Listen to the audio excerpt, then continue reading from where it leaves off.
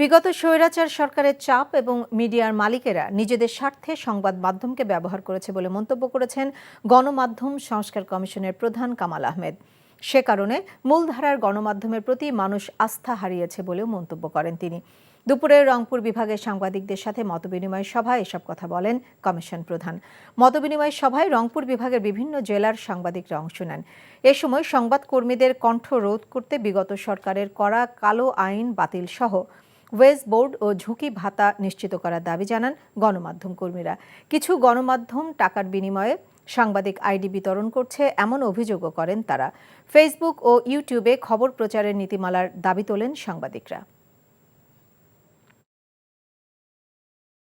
মূলধারার গণমাধ্যম ব্যর্থ হয়েছে রাজনৈতিক কারণে, রাজনৈতিক প্রভাব, সরকারের বিভিন্ন স্বৈরাচারী পদক্ষেপ, মামলা মোকদ্দমা আইন দিয়ে বিভিন্নভাবে নিয়ন্ত্রণ এবং নিপীড়নের চেষ্টা, ভয়ভীতি প্রদর্শন, আবার একইভাবে কর্পোরেট গ্রিড, বড় বড় মালিকদের যে কর্পোরেট স্বার্থ, সেই কর্পোরেট স্বার্থ, তাদের মুনাফা, অতি মুনাফার লোভ, সেগুলোর থেকে তারা সংবাদ মাধ্যমকে ব্যবহার করেছেন তাদের স্বার্থ রক্ষার জন্য।